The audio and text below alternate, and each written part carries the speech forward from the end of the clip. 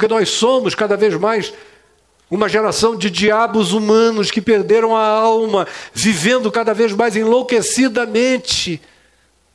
E até a definição de Deus, ou as falas sobre Deus, quando eu ouço, parece que eu estou ouvindo falar do pior do diabo.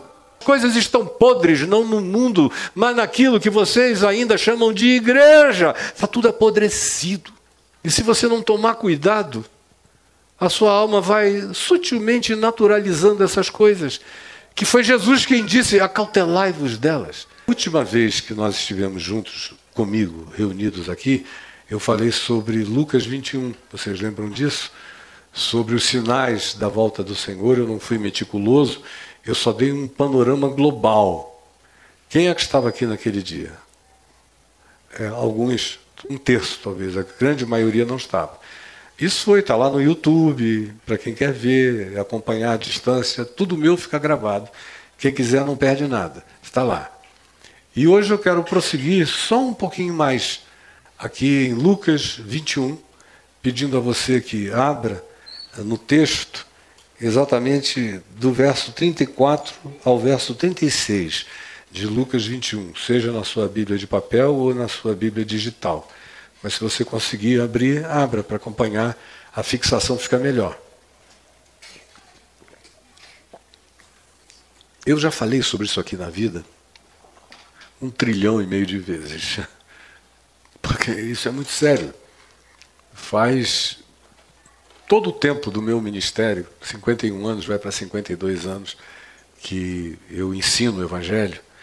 Eu nunca deixei de falar desse texto, porque para mim ele tem uma importância extraordinária e carrega uma sutileza que pouca gente nota. Depois de anunciar tudo que Jesus anunciou sobre sinais, e eu naquele dia último aqui com vocês, tentei só organizar uma cronologia histórica ampla, sem detalhamentos, porque Jesus não ofereceu detalhamentos cronológicos, ao contrário, proibiu-nos de fazer esses exercícios de cronologia, de dispensacionalismo escatológico, querendo marcar épocas, tempos, dias. Ele disse, não vos compete conhecer tempos ou épocas que o Pai destinou para a sua exclusiva autoridade. O que compete a vocês é receberem poder do Espírito Santo, ficarem cheios do Espírito Santo, de Deus, de mim, e pregarem e anunciarem o Evangelho a toda criatura. Isso compete a vocês. O resto, não. O resto nem os anjos sabem, nenhuma criatura de natureza celestial, alienígena, multidimensional, de qualquer que seja o âmbito multiversico, ninguém sabe. E Jesus disse, nem tampouco o Filho, mas tão somente o Pai. Aí vocês vão para a internet, tem lá um cara dando um estudinho, marcando o dia, a hora, que agora só faltam 3 anos e meio, aí que vai ter o arrebatamento no meio da grande tribulação, porque crente não pode ser atribulado até o fim. Teologia surgida nos Estados Unidos há 100 anos atrás, porque americano acha que eles são os donos do mundo. E crente americano, então, acham que eles já são os cidadãos da Nova Jerusalém, vivendo aqui no tempo presente, explorando o resto do mundo enquanto dá tempo. Mas quem não conhece as histórias que estão por trás dessas invenções e que tem uma ignorância bíblica e histórica enorme, acredita em quase todas as bobagens. E eu garanto a vocês que 98% do que vocês veem na internet é mentira. E quando não é mentira deslavada, são pequenas verdades bisuntadas de mentira. Eles soltam uma coisinha que parece ser interessante, você já viu em algum lugar. Agora, o que cerca aquilo ali, a construção, para quem conhece, é toda mentirosa, que gera particularmente no meu coração uma agonia sem tamanho. Ainda mais sabendo, percebendo e discernindo que a maioria não sabe fazer distinção e acabam engolindo coisas completamente horrorosas e que só vão gerar grande frustração em vocês, tanto mais quanto a gente se aproximar cada vez mais desse tempo, dessa hora e dessa época. Esse texto de Jesus aqui, ele nos tira do aspecto escatológico, que significa aquilo que seja pertinente às últimas coisas. É isso que a palavra escatologia significa, o escatom, lá no grego, é o que é pertinente às últimas coisas, às coisas finais. Ele nos tira desse ambiente imediato, anterior, escatológico, e chama isso para consequências de natureza psicológica, existencial e comportamental na vida da gente que esteja existindo durante esse tempo, e a configuração e a intensificação de todas essas manifestações, com todas as suas múltiplas consequências que abrangem todas as dimensões da vida, do meio ambiente à mente humana, à alma humana. É que de fato não dá tempo, mas a riqueza das descrições de Jesus e do Apocalipse a respeito disso são extraordinárias. A ignorância humana a respeito disso é mais horripilante ainda, porque conquanto não se diga tempo, mês, hora ou coisa alguma, a fenomenologia que nos aguarda na história está toda posta diante de nós com clareza. Agora, isto dito, e voltando nós para o que eu disse, que Jesus conclui aquilo que da última vez no nosso encontro eu falei, ele conclui chamando para essa dimensão da psique, do comportamento, da conduta, da estruturação mental, do pensamento, da atitude e do que pode nos acontecer, por mais que a gente tenha conhecimento maior do que a maioria. Ele inicia o verso 34 dizendo: acautelai-vos, pedindo cautela, sejam cautelosos. Tudo que eu falei está dito, mas agora o que é pertinente a vocês é cautela. Vocês têm que aprender a viver cautelosamente, porque a exacerbação dos ânimos nesses tempos será tão intensa que a maioria de nós vai perder a sensatez, a sobriedade, a calma, o bom senso, a razoabilidade, a cautela, a lucidez, a avaliação. Quanto mais agônicos a gente vai ficando, e a gente fica com agonias conscientes e inconscientes, as conscientes a gente consegue nomear. Meu Deus, o que é isso? É muita coisa esquisita começando a acontecer, uma após a outra, e é só o iniciozinho. Não é nada além ainda daqueles chutes da criança na barriga da mulher grávida. Estamos longe ainda de ver a placenta arrebentar, mais longe ainda de ver o processo parturiente da história se configurar, mas o que a gente tem já configura uma gravidez histórica e chutes. O menino quer aparecer. A história vai chegar à sua consumação. A Terra não aguenta para sempre viver o que a gente fez com ela, está fazendo com ela e piorando nela todo dia. Não suportará. E não é questão de séculos de espera. É algum tempo que quem tem bom senso não ousa configurar com décadas, mas sabe que nós não estamos lidando com séculos adiante de nós, a menos que houvesse um milagre de transformação da mente universal. Mas o que acontece com a gente é justamente o oposto. Cada dia mais são eleitos indivíduos para conduzirem o planeta mais desvairados. Cada vez mais o negacionismo toma conta. Cada vez mais o fanatismo religioso domina a Terra inteira. Cada vez mais a produção de armas letais cresce.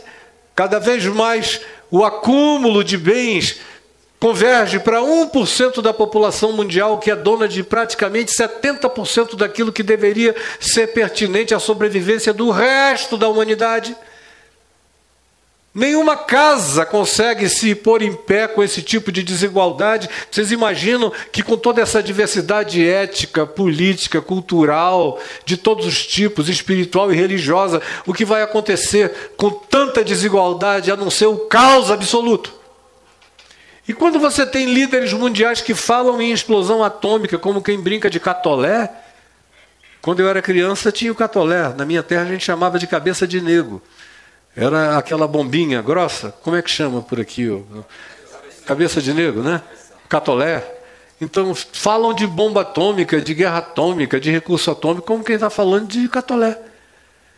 Eu tenho mais do que você. É um negócio patético, horroroso. Aí você vê a condição humana, é gente querendo virar cavalo, é gente querendo virar cachorro, Tem uns que ainda botam uma máscara, outros saem pela rua de cachorro, de jumento, de não sei o quê. É uma insatisfação com o fato de serem humanos, que os caras querem se identificar com qualquer outra coisa animal que não seja humana. A angústia nem começou ainda. Eu e Adriano oramos intensamente pelos nossos filhos e pelos nossos netos e bisnetos, porque eles vão herdar um planeta indescritível. Alguém aqui já assistiu o filme do diretor que morreu essa semana? O nome do filme se chama A Ilha do Dr. Monroe. Já viu? Nós estamos andando para transformar o planeta na Ilha do Dr. Monroe. Por isso é que eu tenho levado pessoas em viagens para lugares pré-diluvianos, porque de acordo com o livro de Enoque, de acordo com toda a literatura da mitologia humana, de acordo com todo o conhecimento acumulado, de acordo com o que você encontra em Jesus e nos apóstolos, o que houve antes do dilúvio foi tão insuportável, entre outras coisas, por causa de um processo de hibridização de seres de outra natureza e também alterando a genética humana e animal. E aí o livro de Gênesis, no capítulo 6, nos diz que o caminho de toda criatura na face da terra foi alterado. E essa foi a razão pela qual veio o dilúvio. E Jesus pega isso e diz, assim como foi nos dias de Noé, também será nos dias da vinda do Filho do Homem. E a gente olha em volta e vê. Ontem, os japoneses anunciaram os experimentos que estão fazendo, genéticos. Por enquanto, sempre começa visando uma bondade. Sempre. Nós estamos botando células humanas em porcos. Aí aparece um porco com um pedaço de aparência humana, um outro animal, rato com uma orelha humana, outro com um coração humano, e tudo isso é para a gente fazer transplante. O problema é que ninguém consegue ficar nisso. Uma vez que você sabe que pode, a humanidade nunca se controlou. Ela nunca deixou de estender a mão para o fruto do conhecimento do bem e do mal, tomar e comer. Ela come. Desde o início, ela vai até o fim das possibilidades. E o que nos aguarda num futuro não tão longínquo está para além do que vocês conseguiram imaginar até aqui. Eu, no entanto, vivo de imaginar isso há muitos anos, que eu sei que será assim, e me preparo. E tento preparar as pessoas. Acautelai-vos. É o que Jesus tenta fazer. É nos colocar num estado de observação cautelosa de tudo. E ele diz, acautelai-vos por vós mesmos. É algo que eu tenho que fazer por mim. Que você tem que fazer por você. Tem que se tornar uma consciência nossa. Não é algo que eu tenho que ir ouvir em algum lugar, um livro que eu preciso ler, um curso que eu preciso comprar. Jesus está dizendo, não, é você que tem que possuir essa certeza, essa consciência, essa cautela e essa vigilância e esse espírito de observação sem paranoia, mas com toda objetividade observadora. Acautelai-vos por vós mesmos. Para que nunca, esse nunca é veemente, toda vez que eu ouço Jesus usar essas palavras que não tem mais nada a delas diminuir nem acrescentar, como a palavra nunca, igual a palavra sempre, igual a definição de tudo e todo, todos, aqui é nunca. Ele diz, para que nunca vos suceda que os vossos corações fiquem sobrecarregados com as consequências da orgia, da embriaguez e das preocupações deste mundo. Nunca. Vigiem, não brinquem de fazer concessões, porque isso vai entrando numa sutileza. Você não percebe, isso vai gerando metástases indolores, inicialmente dentro de você, vai tomando conta de dimensões variadas da sua mente, das suas emoções, dos seus conceitos, das suas percepções. Você vai entrando num estado de naturalização do bizarro, em todos os níveis. Chega uma hora que fica proibido dizer que o bizarro é bizarro. Fica proibido dizer que o anômalo absolutamente maligno, assim o é, porque foi naturalizado. Vai chegar uma hora em que haverá legislação para naturalizar as maiores manifestações de bizarridade que se possa conceber. E fica até proibido dizer, isso é doença, isso é inumano, é desumano, não é humano, isso é adoecido. Isso é perverso. Jesus diz: não deixem começar dentro de vocês, não negociem com o bizarro no coração de vocês, para que nunca vos suceda que os vossos corações, que as vossas emoções, que os vossos afetos, que as vossas compreensões, que a vossa psique, que o vosso espírito, que a vossa imaterialidade seja pervadida, seja visitada, seja tomada, seja impregnada sutil e suavemente pelas coisas mais horrorosas que vão nos penetrando com um poder anestesiante, que quando a gente percebe já está invadido por aquilo e já naturalizou a bizarrice em si mesmo. Para que nunca vos suceda que os vossos corações fiquem sobrecarregados, lotados, pesados, tomados, invadidos pelas consequências. Isso é que é interessante. Pelas consequências. Porque ele não está nem falando da prática disso na nossa vida. Ele está falando que as consequências, a absorção do que acontece no planeta, do que acontece nas nossas múltiplas civilizações que vão se tornando globalizadamente, praticamente única, das suas mesmas posturas de anomalia e de bizarrice. Não é necessário nem que você venha fazer adesão pessoal e prática pessoal. Jesus diz: a vibração, a consequência, o magnetismo disso, aquilo que não é linguagem oral, nem falada, nem explícita, nem convencimento tópico, objetivo, tentando argumentar sobre você, não há necessidade disso. Porque eu não consigo me evadir de viver no mundo no qual eu vivo, e basta estar vivo neste mundo, que tem tudo correndo aqui. Cadê o meu celular? Está aqui, ó. Tem ondas chegando aqui, frequências variadas. Eu boto no ouvido, entra em mim, boto na perna, está entrando no meu corpo. Eu falo aqui, daqui a pouco eu olho, o Google apresenta uma coisa que eu acabei de mencionar. Para todo lado. O estado de vigilância sobre nós é total. Não fique esperando colocarem um chip na cabeça, como o Elon Musk conseguiu autorização nos Estados Unidos para começar a fazer vínculo de chips com os neurolinks lá, com os satélites dele. Imagina o nível de comando que vem por aí, de indução, de sugestão. Jesus disse: não precisa nem chegar a esse ponto. A vibração já te atinge. A consequência disso. Basta estar vivo nesse tempo, nessa geração. Eu sou afetado, você é afetado. Por isso eu tenho que viver acautelado, vigilante, lúcido, consciente, examinando o meu próprio coração e ver o que porventura está penetrando em mim e na gente. Com toda a atenção possível. Para que porventura os vossos corações não fiquem sobrecarregados, lotados, entupidos, pervadidos, consciente e inconscientemente, tudo em vocês venha a ser afetado sem que vocês percebam. Com as consequências. Não é nem com a ação direta sobre vocês, é o que vibra e que toca e que passa e que eu capto. Porque eu sou uma antena sensível, viva de tudo. Eu faço parte do inconsciente coletivo da humanidade, você também. Aí eu teria um monte de histórias científicas para te provar que isso é verdade, mas não é o caso. No mínimo, pelo menos, me dê algum crédito. Passei a vida inteira estudando essas coisas para esse tempo e para essa hora. Para não ser bobo em geração nenhuma, nem na minha, nem na última e nem nas últimas. Querendo ou não querendo, a gente é afetado.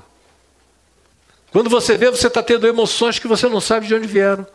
Opiniões que você não tinha e de repente você começa a defender, a advogar.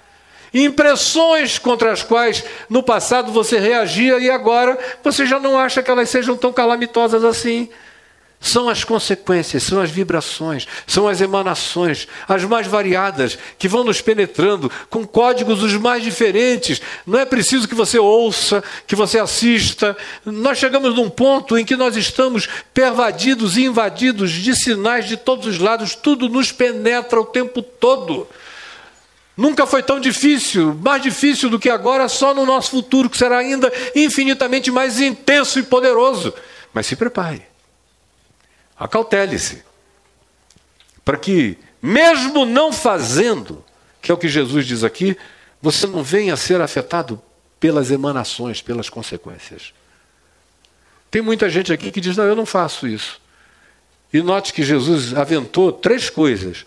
Ele disse as consequências da orgia, da swingada, da surubada, do poliamor, da ria. Você bote o prefixo que queira nela, já entenderam? De qualquer que seja a natureza, não precisa você ir lá e fazer. Isso está em todo lugar, vem, penetra. Você não sente, mas chega. As consequências da orgia, as consequências da embriaguez. Aí você diz, não, eu bebo socialmente, nunca tomo um porre. Normal. O Evangelho não é propositor de nenhum tipo de abstinência. Ele propõe, de fato, moderação, equilíbrio e autocontrole em tudo. Portanto, não precisa ser um ébrio, nem um alcoólatra. E Jesus não está falando exclusivamente do que tem relação com o álcool, que é apenas um dos muitos itens que produzem embriaguez. Ele está falando de um estado de entorpecimento mental, emocional, sensorial, diverso e variado, produzido pelos elementos mais distintos, não apenas por embriaguez convencional e pelas preocupações deste mundo. Agora, traduzindo isso em palavras menores, miúdas e mais práticas, o que ele está dizendo é: o mundo vai entrar num estado de hedonismo absoluto. Orgia vai ser naturalizada para todos os lados, como eu vejo hoje pastores. Toda semana eu estou atendendo pastor ou mulher de pastor. Essa semana foram 2 casos. Tem o tempo todo. Pastor chegando em casa, propondo à esposa, diz, não dá certo esse negócio de casamento monogâmico, meu amor. Eu te amo, mas eu queria tanto comer um monte de outras mulheres. A palavra é essa mesmo, não vamos ser hipócritas. Eu gostaria de ter relações sexuais com outras. Não, eu gostaria era de comer. E eu queria te dar liberdade, meu amor, para dar. Para tantos homens quantos você queira. Aí a gente vai ter um casamento maravilhoso. Eu venho da rua satisfeito, que eu peguei um monte. E você vem também numa felicidade enorme, porque não tem que encarar esse barrigão o tempo todo. Pode pegar uns garotos sarados, você vem mais feliz, e a gente mantém a nossa sociedade familiar, financeira, econômica e de criação de filhos, pobres filhos. E eu não estou falando de Nero, nem de Calígula, nem do imperador Cômodo, de Roma. Eu estou falando de pastores que estão aí. Vocês assistem na internet e dizem, que bênção. Agora, eu sei quem são. Porque acaba que tudo termina de algum modo em mim. Se não é por ele, é pela mulher, ou é pelo filho. São outros que vêm e me procuram, porque sabem que eu não ando de brincadeira com nada disso a minha vida inteira. Aí é o tal do poliamor como prática pastoral. Tem alguns que querem ser sinceros comigo, aí me procuram e dizem, reverendo Caio, sabe, a gente evoluiu no ministério um pouco mais, e agora nós estamos em plena prática de poliamor, eu e minha mulher. Aí eu digo, você deve estar achando uma delícia, a tua mulher deve estar sofrendo um horror. Porque a alma não é pós-moderna, meu amigo. Ela continua sentindo do mesmo jeito. E se a tua mulher é mulher, ela está sofrendo muito. A menos que ela seja como a mulher do imperador Cláudio, a Messalina, que era a prostituta das prostitutas em Roma. Ganhava de todas as prostitutas em concurso para ver quem conseguia aguentar mais homem numa noite. Ninguém vencia a Messalina. A tua mulher não é a Messalina. Aí daqui a pouco vem a mulher e me diz, pelo amor de Deus, pastor, fala com ele, eu não aguento mais. Eu já tive que sair com alguns caras por aí para satisfazer a ele, para ele poder sentir a vontade para pegar as mulheres. Mas eu estou que eu não aguento mais, eu estou destruindo a minha alma, me salva. E você fica pensando que são 5 aqui, 5 ali. Isso está espalhado para todo lado e o pessoal vai e prega bonito para vocês. E no fim você diz amém, que bênção que o Senhor é. E eu fico de lá torturado, sabendo de tudo. Da nojeira inteira. Ontem alguém me falou de um cara que eu já tinha previsto. Estava lá crescendo na internet, com um monte de gente seguindo, e eu falei, esse moço vai apresentar, ele vai manifestar o espírito que está nele, qualquer hora dessa. Não deu outra. Ontem uma pessoa íntima me chamou para dizer que a esposa foi embora, porque ele estava obrigando a esposa a transar com quem ela não queria. Ela só queria ser esposa dele para ele poder ter a prerrogativa de liberdade de pegar quem quisesse. E a esposa disse, então pega quem queira e eu vou embora e não me procura nunca mais, porque contigo eu não quero mais nada. Eu já esgotei todos os meus recursos humanos e espirituais tentando te salvar. E esse negócio vai ficando cada vez mais nojento e você fica pensando que é um lado só que não presta, que são só os ladrões de dinheiro que não prestam. Do outro lado, os chamados progressistas embarcam nessas outras coisas em nome do progressismo. Então, tanto faz um polo como o outro. O que falta é gente no meio com o mínimo de acautelamento e de sobriedade. As coisas estão podres, não no mundo, mas naquilo que vocês ainda chamam de igreja. Está tudo apodrecido. E se você não tomar cuidado, a sua alma vai sutilmente naturalizando essas coisas, que foi Jesus quem disse, acautelai-vos delas, das consequências da orgia. Você diz, não, eu não pratico, eu estou aqui casado com a minha mulher, somos só nós dois. Mas, cara, devagar, as coisas vão entrando, e você começa a naturalizar sem sentir. Daqui a pouco vem os filhos, não, mas eu tenho muitos amigos que fazem isso também. Você ama tanto os filhos, começa a ouvir, não tem coragem de com mansidão, sabedoria, prudência, amor, todavia, dizer a verdade. E o que aquilo causa, e vai deixando aquele negócio entrar com uma suavidade enorme. Quando você vê, você já está sobrecarregado com aquela consequência, sem nunca ter feito nada disso. Você mesmo não fez, mas as consequências disso te penetraram. E quem diz isso é Jesus. Penetraram e te sobrecarregaram a alma, a mente, as emoções e a vida. Poluíram você. Tiraram a sua identidade essencial e original. Você perdeu a essência da pureza relacional dentro de você. Não é porque você pratique, é só porque você está vivo desatentamente no meio de uma sociedade onde tudo vibra a respeito disso. Cada vez mais a vibração é essa, a vibe é essa. E aí ele prossegue e diz, as consequências da orgia. E diz as consequências da embriaguez, que outra vez não é um problema do AA.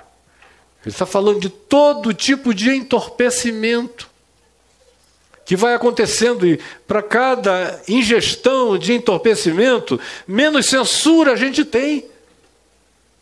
Não dá para você manter uma censura pessoal elevada, fazendo ingestão de tudo aquilo que gera um alívio imediato de uma dor ou de uma angústia, mas que nesse mesmo processo tira de você a vigilância pessoal e mental para se cuidar. Você começa só a buscar alívio e bem-estar, não importa o que venha no pacote. E aí o que nós temos é uma humanidade cada vez mais embriagada. Não é só de álcool. Álcool é uma das piores coisas, que quando tomam conta da mente humana e você fica dependente, é uma desgraça. Meu Deus, Que coisa horrorosa quando você vê uma pessoa que você ama não conseguir mais parar e aquilo vai crescendo, um monstro vai nascendo ali dentro, a pessoa vai ficando violenta, hostil, inconsequente, irresponsável, improdutiva para todo lado. E a pessoa é boa, mas ficou tomada. Isso porque ela faz a ingestão. Agora, se você convive na tranquilidade e começa a naturalizar, Jesus disse que não precisa que você se utilize disso. Chega uma hora em que ficou normal na sua mente. E quando você normaliza isso na sua mente, você entrou no estado e na frequência da embriaguez global. Hoje em dia, um dos maiores problemas relacionados a isso tem a ver com fármacos vendidos em farmácia, ingeridos em grande quantidade. Grande quantidade. A censura diminui, a prontidão, a vigilância, o bom senso, a lucidez, a razoabilidade, todas as outras coisas vão sendo consumidas, mesmo que você não seja um ingestor, só vivendo e convivendo e trabalhando e estudando, e indo e vindo, e ouvindo e rindo e aplaudindo e achando tudo engraçado, sem perceber, está tudo dentro de ti, devagar, e você continua dizendo, não, eu sou um crente que não faço isso, não faz isso, mas isso te faz, isso te fez, isso te tornou. E você perdeu a lucidez. Uma das coisas mais santas e que deveriam ser preservadas por nós a todo custo é a lucidez. Eu peço a Jesus todos os dias, olha, eu posso sofrer de tudo. Eu posso chegar à velhice com todo tipo de limitação, sem conseguir falar, sem conseguir levantar o braço direito, sem conseguir isso, aquilo. Mas, por favor, me deixa a lucidez. Eu quero falar pelo menos com os meus olhos. Quero ter voz pelo menos com o brilho lúcido do meu olhar. Porque do contrário a gente vai ser tomado sem notar. E aí ele fala das preocupações desse mundo em último lugar. Quando ele menciona essa frase, a gente pensa logo em dinheiro, que obviamente é a primeira coisa que vem, não é? Como é que eu vou viver, pagar as contas, está cada dia mais difícil. O culto ao dinheiro, a mamon, é um negócio que está entronizado dentro de 98% das igrejas evangélicas no Brasil e no mundo. É servir a Deus e as riquezas, é a teologia da prosperidade, é 2 casas como sinal de bênção, grana no bolso sobrando, poupança, carros e isso e aquilo como sinal da bondade de Deus para com você. Foi isso que passaram e a maioria, mesmo com a boca confessando coisa diferente, acaba que no coração se deseja objeto desse tipo de abençoamento que não tem nada a ver com o Evangelho. Tem a ver com a proposta de tentação de Satanás a Jesus. Tudo isso eu te darei se prostrado me adorares. E as igrejas se prostraram e adoraram. Agora é a teologia do domínio. Temos que nos tornar muitos, preocuparmos as 7 montanhas do controle da sociedade. Que aí a gente domina a sociedade, a gente estabelece as nossas regras. Aí você olhe para os que estão tentando fazer isso e veja como são criaturas abjetas, desumanas, perversas, malignas, mentirosas, torpes. E são elas que querem ser os dominadores disso tudo. E são elas que são eleitos pelo seu voto. Teu voto é a consequência. Você diz, eu não pratico, mas vai lá e pá, vota. Faz acontecer.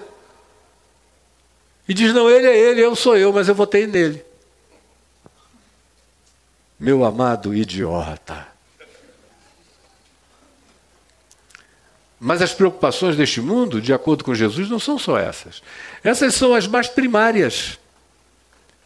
Mas a gente tem aquelas que ele mencionou no contexto, que tinha a ver com peste, fome, terremoto, periclitância planetária, apocaliptização do clima, dilúvios, inundações, calores horrorosos. Daqui a mais uns anos não tem mais ar-condicionado que dê conta disso. Vai ficar horrível. E tem gente que não faz nada, absolutamente nada, para tentar conter isso. Até na hora de votar, vota em quem promete que não vai fazer nada a respeito disso, porque é mentira. Não tem nada acontecendo. É invenção dos cientistas do mundo inteiro. Quem sabe o que está acontecendo são os pastores idióticos. E a gente vai fazendo a cama para o inferno. E tem alguns que sentem essa vibração e sofrem. Mas acabam ficando tão obcecados por essa ideia que esquecem a essência do que a gente está fazendo aqui, como a gente está aqui para enfrentar isso. Para macetar o Apocalipse. O Apocalipse quer ser macetado. Nós não estamos aqui para dizer, oba, mais um terremoto avassalador, um tsunami que está vindo, aleluia, glória a Deus. Esse monte de entes chamados drones e alguns outros de entidades plasmáticas pelo mundo inteiro, eu não sei o que é, mas é uma gracinha, que aleluia, glória a Deus. E tem outros em pânico, em pavor, em depressão, em síndrome do pânico. E aí é ingestão, e anestesia, para suportar a angústia de viver, de ser. E Jesus disse, acautelai-vos das consequências, porque mesmo que você não seja dos praticantes veementes e apaixonados disso tudo, a rebordose, o retorno das águas desse tsunami sobre você vão te atingir.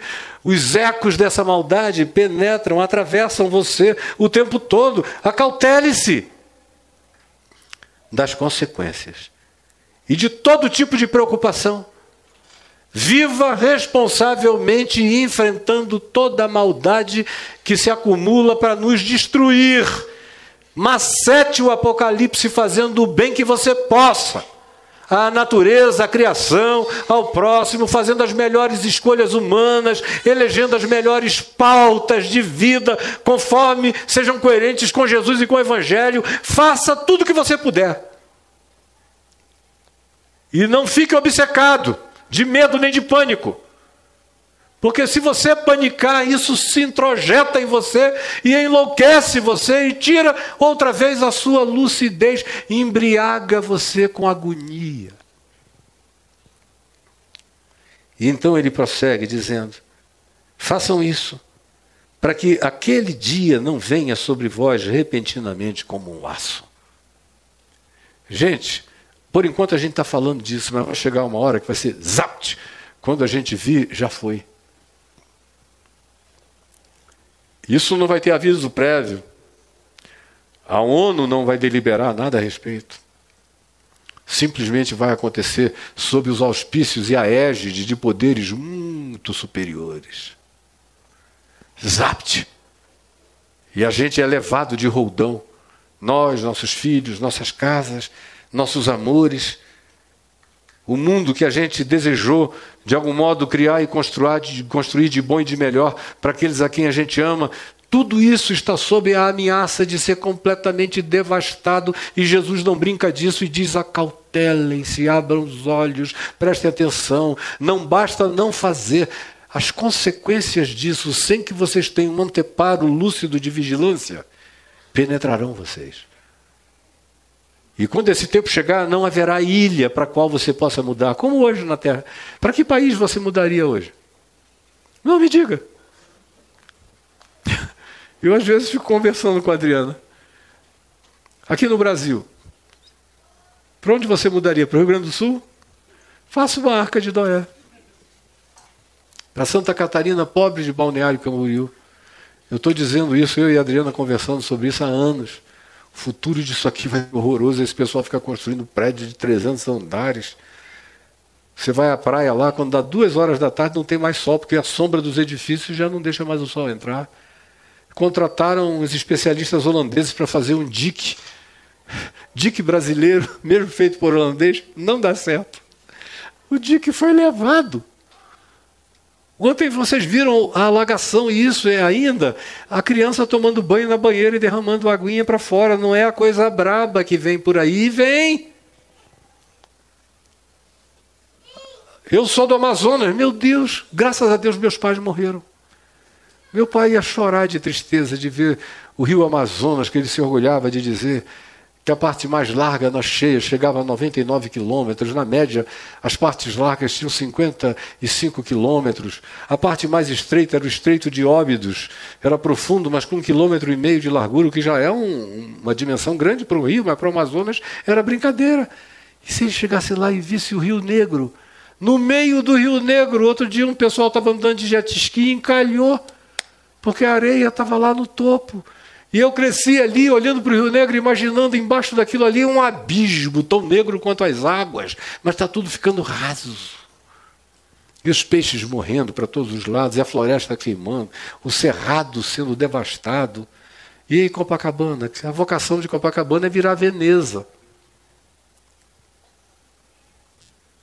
Vai ter que entrar de barco na Constante Ramos, virar para Domingos Ferreira, chegar lá no lugar onde a gente tem um apartamentozinho onde a gente fica e amarrar o nosso barco no segundo andar do prédio.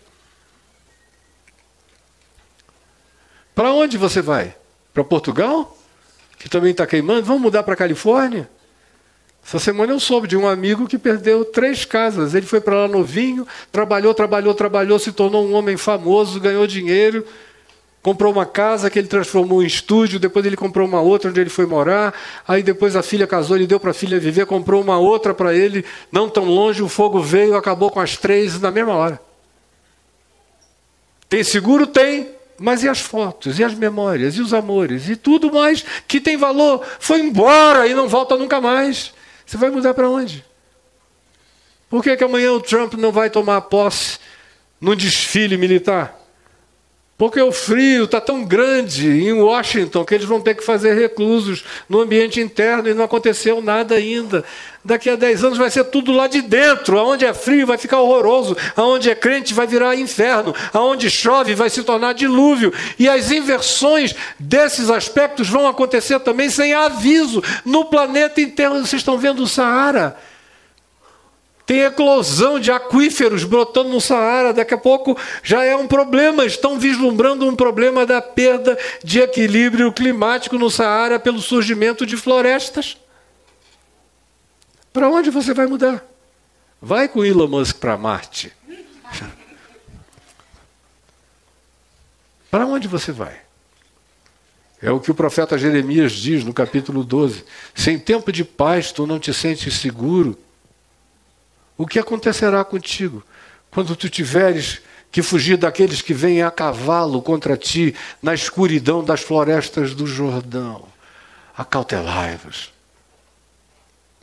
Alguém pode ter vindo aqui e dizer, ai meu Deus, eu fui lá ouvir o Caio e ele só falou coisas perigosas. Você tem liberdade para levantar e sair, eu não vou me sentir machucado. Mas eu tenho que dizer o que eu estou dizendo, e vou dizer tantas vezes quantas sejam necessárias. Eu venho dizendo há 50 anos, quando ainda não era assim, quanto mais agora, quando tudo vai ficando mais parecido com aquilo que Jesus anunciou que pareceria. Porque esse dia virá. Virá como um laço, repentinamente, e preste atenção, e virá e há de sobrevir sobre todos os que habitam a face da terra. É aí que você não tem para onde ir. Vai fugir para a Lua? Os caras já estão botando bases de todos os tipos lá, indiana, americana, russa, chinesa. Daqui a pouco o que diz o profeta Joel no capítulo 2, no verso 28, de que a Lua vai se transformar em sangue, vai acontecer. Eu não duvidarei nada se a evolução das guerras humanas forem para o espaço. Forem para a Lua, se espalharem por aí, porque nós somos cada vez mais uma geração de diabos humanos que perderam a alma, vivendo cada vez mais enlouquecidamente. E até a definição de Deus, ou as falas sobre Deus, quando eu ouço, parece que eu estou ouvindo falar do pior do diabo. E esse dia vá de sobrevir sobre todos os que habitam sobre a face da terra. Portanto, eu concluo, para o alívio de alguns, dizendo o que Jesus disse, vigiai, pois, a todo tempo orando. Você ora. Eu não estou nem falando de entrar, ficar 5 minutos de joelho, 10, eu estou falando de viver com a mente em oração, em vigilância em oração.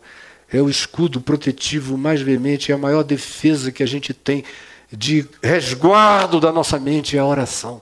Está o tempo todo nessa consciência diante de Deus, com essa vigilância, com essa fala, com essa conspiração celestial em curso, dizendo: Senhor, eu estou vendo, prepara-me para o que eu vejo, prepara os meus para o que eu vejo, ajuda-me a ter lucidez, sabedoria, coragem, valentia, fé, esperança e um amor inabalável para viver contra toda a perversão da terra, do mundo e da humanidade, contra todas as hibridizações, contra todas as deformações, contra todas as anomalias. Me ajuda a manter a minha essencialidade, a minha humanidade básica e intacta em Ti. Com oração. Eu sinto muito que vocês tenham vindo hoje aqui me ouvir. Estão perdoados, estão abençoados e vão para casa fazendo força para me esquecer. Mas saibam, vocês ouviram verdade. Eterna, imutável e intransferível. Acautelai-vos.